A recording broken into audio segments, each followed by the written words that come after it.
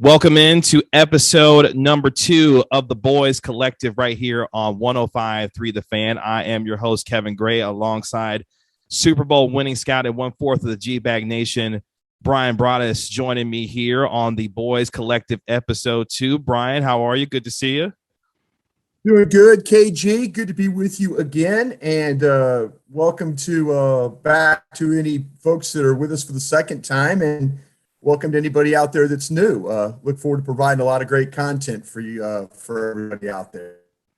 We really appreciate everyone joining us here on 105 The Fan on YouTube. We appreciate everyone who tuned in to the very first episode. Really appreciated that. Got a lot of tremendous response to it, and looking forward to doing this more and more each time we get on here. Again, you can find this on 105thethefan.com, our YouTube channel. You can find it on Twitter. You can find it everywhere. We appreciate you subscribing to the YouTube channel for 105 The Fan, and I hope you enjoy it. So let's jump right in. Obviously, the news as we're recording this broke yesterday evening, the release of Jaylon Smith. Jaylon Smith, of course, signing a 5-year, $64 million deal back in August of 2019, released by the Dallas Cowboys 4 games into the season. He has since signed a 1-year deal with a team that you know very well, Bryan Broaddus, the Green Bay Packers. Your initial thoughts on the news itself and why you think the Cowboys decided that this was the right time for them to move on from the former Notre Dame product? Yeah, well, you mentioned me in Green Bay, and none of my buddies up there called me to ask me about Jaylon Smith or anything like that. Now, it's funny. I did have some guys around the league at some other teams. My gang of 7 guys were asking me about Jaylon, the person, things like that, my interactions with him and stuff. So, but yeah, Green Bay needed a linebacker. Oh, they get it done, good for them. As far as the Dallas Cowboys goes, I think this one, KG, is all really about the money. I think this is when you start to talk about injury protection contracts that are guaranteed because of injury and stuff like that. This kind of makes things a little bit different. The Cowboys went to Jaylon Smith. They asked him to waive that injury protection part of the contract. He said, no, I'm not going to do that. The Cowboys tried to trade him really all last week and the week before. There were no takers there as well. So, yeah, the contract was prohibitive for that, where Stephen Jones looks at it, at the end of last season, Jaylon Smith plays 90% of the plays, and then he had a wrist surgery. Well, the contract was fully guaranteed for $2.7 million, or excuse me, $7.2 million. Mm-hmm. And then so he's got it on the books for next year, again, for $9.2 million, going up if, in fact, he has another off-season surgery. So, Stephen Jones felt like he couldn't risk that. Jaylon Smith is playing less and less. We've seen what they've done with Micah Parsons. We've seen what they've done with Leighton Vander Esch. We've seen what they've done with Keanu Neal. We've seen what they've done with Jaylon Kurtz.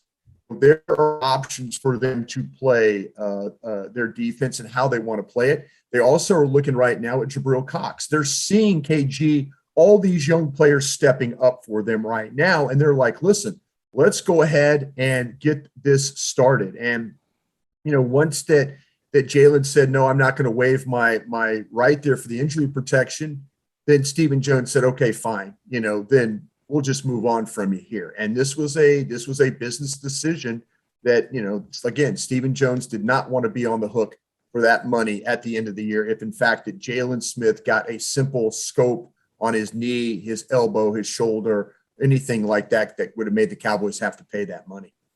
One of the things that we've praised Jaylon Smith throughout the years is his availability, a guy who has been out there constantly for this football team. It was interesting. I came across a very interesting statistic. Jaylon Smith, one of just 4 players since 2017 with 500-plus tackles and 20 passes defensed.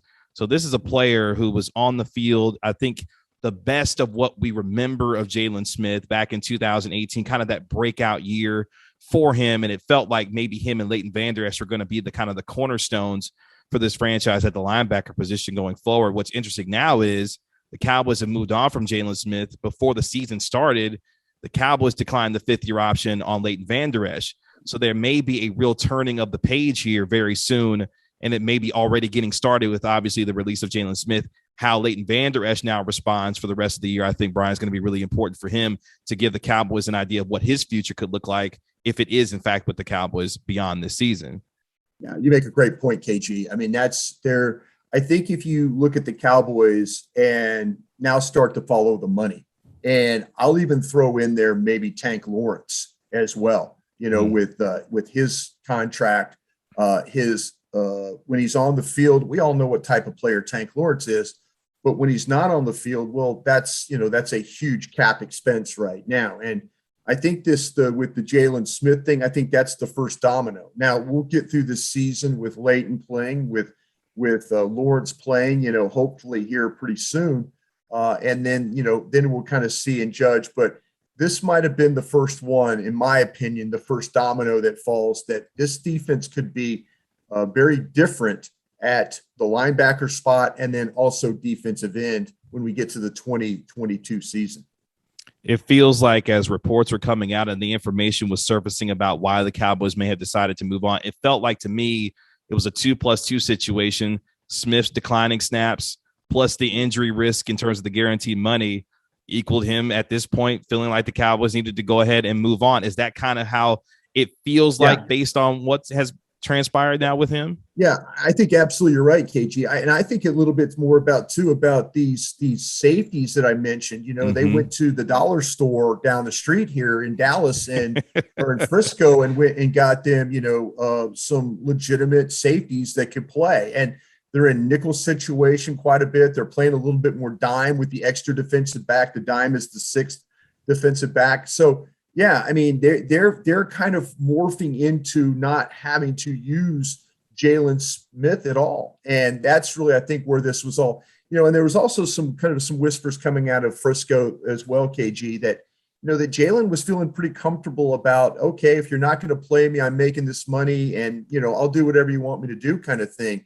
Instead of like saying, hey, I want to fight through and fight for my job and stuff like that. That's, again, some whispers of people talking. So, if, the thing with Jaylon, he's always played a lot of snaps. He's always played hard. But, if in fact they're not playing you, he maybe has taken the attitude like, okay, that's fine. I'll do what you want me to do. But, they've moved on. And so that's where we're at right now. And yeah, I think this is also too about Jabril Cox. This is about getting Jabril Cox on the field.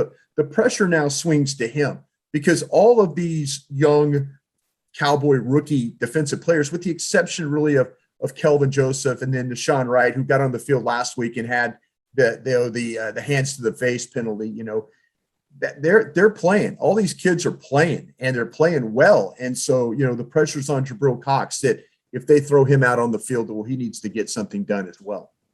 The Cowboys are moving on or have moved on from Jaylon Smith, and now it's time for folks like Jabril Cox and others to really take that next step and hopefully continue a positive trend for the Cowboys so far this season, which is these young guys getting in here, playing meaningful snaps, but more importantly, playing good football while playing those meaningful snaps. So let's move to the Broaddus Files here. Obviously, a lot of news over the last couple of days since we last talked.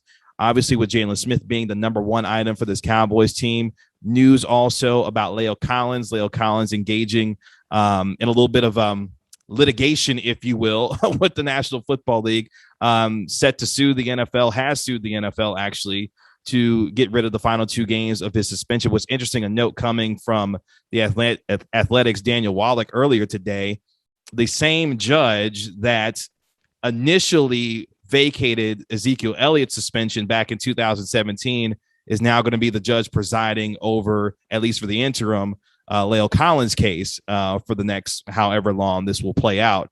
Your thoughts on La'el Collins and the move that he's made now to try and, I guess, fire another salvo back at the National Football League and trying to get the last couple of games reduced here? Yeah, I think this has really been an unfortunate situation for all parties. And I believe this is a two-way street. We both cover the Cowboys. We both have connections there. We both, this is one of those things when the suspension went down, the more you really dug in about it, the more you felt like, man, if La'el Collins would have just followed some instructions, I think things would have been a lot different here. I believe that in talking to some people, the league was like, hey, listen, we'll work with you. Please work with us in June and July. And, La'el Collins, did not. And, that's where this all goes down is that, they they suspended him for the 5 games. If the Cowboys were 0-3 right now in those 5 games and we're giving up a bunch of sacks and stuff like that, I think we'd all be very much, just like, man, what's going on here? He needs to fight this and all this. But I think we're to the point now where Lyle Collins just needs to take a step back. He needs to get back in the meeting rooms. He needs to get anything that he could do with the team, get through this game with the Giants this weekend, get through the game next week with New England, and then get ready. You have the off week to get yourself prepared to get back to the second half in Minnesota. I don't think that this doesn't do him any good fighting this right now and dragging the league into it and the Cowboys, and it becomes a distraction for the team in that way. Or, we all remember what happened with Ezekiel Elliott. Is he playing? Is he not playing? It was just back and forth, things being fought in the courtroom, and hey, trust me, if this team was really, really, really struggling with its offensive line, I would be, do it all you have to do. But now I'm to the point with, like, they've managed things pretty well. Lyle Collins, just try and come back with a fresh start, learn from what happened to you, and then go from there. I think that would be the best thing for all parties. We'll see how this plays out for Lyle Collins, who, for most Cowboys fans at this point, they just want him back on the football field, healthy and back on the football field. But give Steele credit, though, KG. Mm-hmm. And I know you were probably going to say that. I'm sorry for interrupting you there, but give them credit. Give Joe Philbin a lot of credit. I was talking with people over there about I go, what's different about Steele now that we saw before? And they're like, listen, he's first in the meetings. He's last to leave. He watches tape. He wants to be coached. He wants to get better. These are things you got to go like, okay, great. Sounds great. Sounds like a wonderful football player. But how does he block? Well, what they've done is, instead of the old regime, the Jason Garrett administration that would just throw Chaz Green out there and say, okay, 65 plays, you're one-on-one, go get him. No, these coaches have had a clear plan for how they want to play and how they want to help Terrence Steele. 14 games last year, they learned what his weaknesses were. And there were plenty of weaknesses that we saw.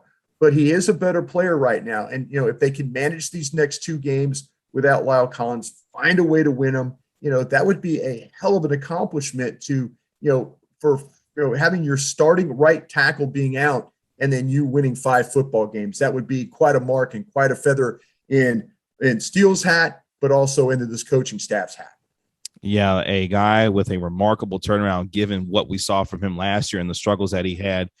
That's a credit to him for his work ethic and putting himself in position, getting better as a player, that now at least Cowboys fans for the moment feel just a little bit better that Terrence Steele's been able to play the way that he has. Other notes for you: Ezekiel Elliott missed Wednesday's practice with a little bit of knee tightness. It seems like things are good to go from him. Looks like he'll be okay, it sounds like, going into the Giants. Yeah, this is about, Elliott has really, if you look at the last, if you want to include the Tampa game, he was really an extra guard in the backfield, if you want to say. So there was a lot of, wear and tear when you're a blitz pickup guy and, having to, there's one thing to have collisions when you're carrying the ball. It's another thing when you have to anchor down on linebackers and safeties and help on defensive ends in games. So it's been a good 4-game stretch for Ezekiel Elliott. He's run the ball with physicality. He's run it with toughness.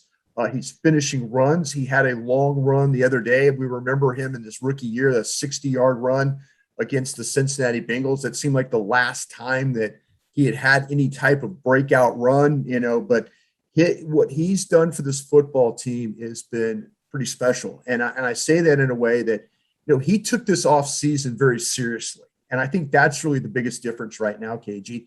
Here's a guy that loves to play football, but he realized, and players say, hey, we don't hear what you're saying. We don't hear the media. We don't hear the fans. Don't let them lie to you, folks. They hear what we're saying. They read what we're saying. They're watching podcasts like you guys are right now, and they hear these things. So they know, and he knew he had to be better, and he has been better. And, again, give the coaching staff a lot of credit. Him, Tony Pollard, if you can hand the ball to your backs and they're knocking off 6 yards a carry per attempt, Dak Prescott's numbers throwing the ball need to be down, because that's a physical way of beating up on a defense. And they did a great job really the last 3 weeks of beating up on a defense. Anything else standing out to you before we move on to our Cowboys Giants preview? Anything else in your notes that you're standing out looking for this week? Yeah, I think it's going to be really interesting to see, KG, when these guys start to get healthy again, when a Donovan Wilson starts to get healthy again, when Neville Gallimore starts to get healthy again and get back on the field. Do these guys just clearly get their jobs back? Are they the starters? They were starters at one point in time. But, I think we talked about Lyle Collins. I think he gets his job back, really, no question. But what about Donovan Wilson? They're playing really well at safety. They're making some plays on the back end. They're rotating guys. It looks good. What about Neville Gallimore? You going to take Osa Odighizuwa off the field?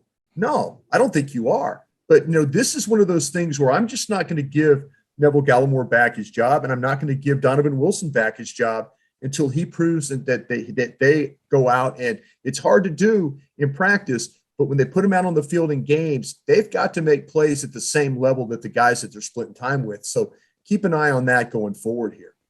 These young guys have earned their playing time and earned the ability to stay on the field and to compete with these veterans that are coming back to try and reestablish themselves.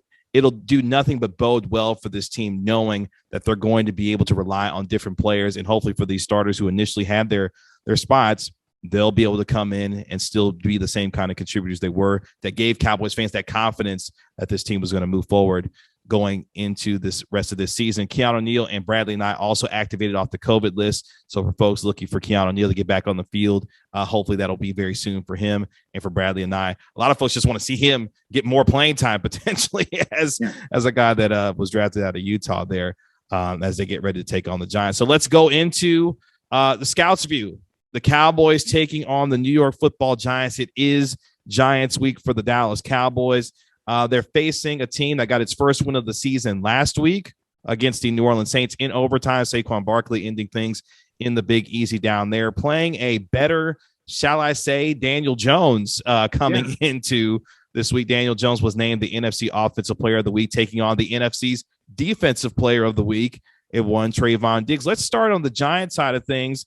I found this interesting, Brian, that Daniel Jones, only 2 interceptions in his last 320 passing attempts. For you, what have you seen differently for him that's giving him a better idea that he can protect the football and make some plays down the field for this Giants team? Yeah, you're absolutely right, KG. The thing I think with Daniel Jones is there's a lot more confidence in the way he's playing. I think that Kenny Golladay has really, really helped him. Last week, Kadarius Toney, the rookie from Florida, got in the mix. John Ross, who they signed from Cincinnati, who was a first-round pick, got in the mix. When you watch the Giants now, KG, the ball is going down the field. They're taking some vertical shots. They're running. If you remember the Jason Garrett offense, especially with the likes when Dez Bryant was playing with those deep in routes, the dig routes that we talk about.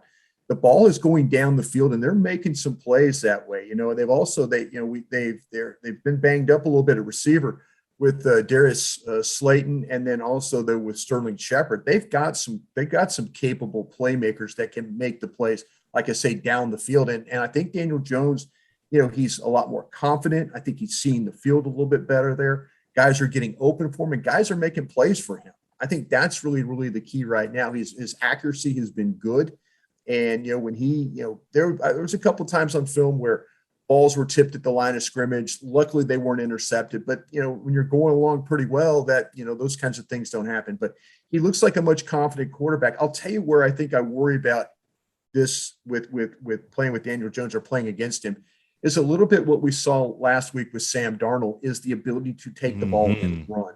That's the thing about it is, Saquon Barkley is going to, when you have to get bodies to Barkley, and by handing him the ball or faking handing him the ball, you've got to commit guys to get to him. And when you commit to him, Jones has been really done a good job of pulling the ball and then running on his own. And so you're going to have to deal with a running quarterback. I'm not talking about Michael Vick or Kyler Murray, but I'm talking about a guy that's not afraid to run the ball and a big enough body that can make things happen. When it's 3rd down and 6, he'll pull it maybe and then run. And, if you're not ready for him and if you're not playing assignment football this weekend, there's going to be some runs like we saw with Sam Darnold that could very well hurt you in this game. Sam Darnold last week having 2 rushing touchdowns for the Panthers against the Cowboys. Daniel Jones, very capable of doing the same thing for the New York Football Giants. Saquon Barkley, as you mentioned, starting to kind of get back to some of that form that we saw from him a couple of years ago as he's returning from the torn ACL, only averaging 3.6 yards per carry so far this season for the New York Giants. How much more of a threat, though, after what you saw from him against the Saints last week, especially in the passing game, really being able to make plays out in the open field that the Cowboys are going to account for this weekend? Yeah, that's the thing you worry about, KG. I remember a guy when I was with the Packers when you played Barry Sanders, and Barry Sanders' game would start off gain of 2, -4, gain of 4, -2, 87-yard touchdown. That's what you have to deal with a little bit with Saquon Barkley. You deal with a guy that when the ball is in his hands, he's capable of breaking big runs. You got to get bodies to him. You got to tackle him. You got to get him on the ground. He's going to come forward at you. He's an explosive player. They've struggled up front with their blocking. There's no question about that. They're not a very powerful group. They've got some big guys, but they just don't play as a group. They really get that kind of push off the line of scrimmage. So Barkley's having to do a lot of it on his own. Daniel Jones is having to do a lot of it on his own. But yeah, he's capable. You know that Jason Garrett is going to throw the ball to him on a screen, and they're going to try and make a big play off a screen pass. They're going to let the Cowboys come up the field. They're going to throw the ball to the flat. It's going to be Barkley, and it's going to be about, can the secondary tackle and get him on the ground before he gets 50 or 60 yards up the field? That's something you need to worry about in this game this weekend. I'm not going to lie. One thing I'm excited to see is Micah Parsons and Saquon Barkley one-on-one in the open field with each other to see who wins that matchup, knowing the kind of speed and versatility. Yeah, the old exactly. Penn State guys. there. That's right. Yeah. So that'll be a lot of fun to watch. I will give the Giants offensive line credit for last week. So last week, no sacks against the New Orleans Saints. The Cowboys last week, 5 sacks, 11 QB hits. I feel like this is still, though, an opportunity for Randy Gregory and these guys to build off of what they did last week. Randy Gregory playing his best game of the season last week with a couple of sacks. Is that a potential advantage for this Cowboys team on the defensive line? Yeah, Andrew Thomas, their left tackle, is on the injury report with a foot injury. So monitor that as we go through the next couple of days. I think the weakness for the Giants, and it has been for a while, is Nate Solder. He's the right tackle, number 76. He opted out last season because of the COVID stuff. He didn't want to play. Well, here's a guy they went out and they paid a lot of money from the Patriots to get. And to be quite honest with you, he's been a bust. And so watch for the Cowboys try to, and this is the great thing that Dan Quinn's been able to do. He finds spots along that offensive line and he takes advantage of that. There's Ben Bredston, who is a tackle a guard for the Giants at number 68. He's another guy that I think is a little bit of a weak link in there. So, if they attack the left guard and they attack the right tackle and they have some success there, don't be surprised if they keep going to that until the Giants do something different. Interesting note, this could be a high-scoring game. The Cowboys have averaged 38.5 points a game at home this season, and second most in the NFL. The Giants have allowed at least 35 points in 4 of their last 5 games against the Cowboys. So this Cowboys offense could have a big day against this Giants defense here. When you look at the Cowboys offensively, Dak Prescott, 10 touchdowns, got a QB rating of 116.9. What can the Cowboys take advantage of this Giants defense going into Sunday that could really turn the tide for the Cowboys in this matchup? Yeah, I think that with KG, Patrick Graham, who's the defensive coordinator with the Giants last year, he's a good one. He did a really nice job. I mean, there was a team, they were struggling. I mean, the one thing that held the Giants in a lot of games last year was Patrick Graham's defense and what he was able to do. I think there's still some pieces up front that you're going to have to worry about. I think you're going to have to worry about a Leonard Williams, who they got in a trade from the Jets. When Leonard Williams is on, he can be very hard to block. He's going to play usually on the outside of your tackles. My guess would be that they would try and put him over Terrence Steele and let him go to work on Terrence and see if the Cowboys one-on-one block over there, can he win? And he's very, very capable of doing that. They're really, really big inside too. Dexter Lawrence was a first-round pick for them in 2019. Just a big guy, kind of hard to move there. I think their best pass rusher is Ojulari, number 51. You watch him play, and he was a second-round pick out of Georgia. And, he's a kid that can really, really, really get up the field. So, they've got guys that could push you in the middle. You got Williams on the outside, Ojulari that can also rush you as well. It's a physical defense, but they haven't played as well as they played last year. And, I think their secondary is a pretty good one. If you just look on paper, James Bradbury, I think, is a really, really good player. They got him from Carolina. Adoree Jackson was another guy that they got from Tennessee that, can really, really, really run. And so he could stay. Logan Ryan, went from a corner to a safety. I mean, he is a good player. And then Jabril Peppers, who's been a little bit banged up for him right now. So it's a good secondary, but they just have had a little bit of some struggles, on the back end. Like you said, they've given up a lot of points. People have caught the ball on them, though. But, you just hope that this isn't the game where everything clicks and they get pressure up front. And then they also, were able to kind of cover on the back end. I'm looking for CeeDee Lamb to have a big game. Last week, only a couple of catches. I think he gets more involved against against a Giant secondary that this season is second to last in completion percentage against. I think CeeDee Lamb could take advantage of some one-on-one matchups this weekend. Dak Prescott throwing the football as good as he has throughout his entire career. I'm looking for CeeDee Lamb to have a big game on Sunday to really kind of break out and really get some things going down the field. Yeah, no, I think you're right. Yeah, I think, CeeDee would be a great option there, again, to put a lot of pressure on these Giants, to have to make some plays on him. I think, though, too, the history will show you, too, that the tight ends have had some success against the Giants. This is Blake Jarwin seems to kind of have, he sees that blue helmet, and all of a sudden he's going out there and lighting them up like, he's like he's one of the all-time greats. But yeah, now he's got a tag team partner in Dalton Schultz alongside. Yeah, that's the same. Judge, Joe Judge, the head coach, was talking about that. He says, listen, spin the wheel, he goes, you're not going to be able to cover everything. If the Cowboys can protect up front, if they could get Dak protection that he needs, and he can have a comfortable pocket, and it's not always going to be comfortable, he can make some plays. Again, the secondary here hasn't played as well. You just worry about them flipping the switch. But, man, the Cowboys offensively have done so much running the football, and then their ability to make plays, whether it's a tight end or wide receiver or the quarterback, the creativity they've had in the red zone here lately. It's going to be a hard day for the Giants to have to deal with.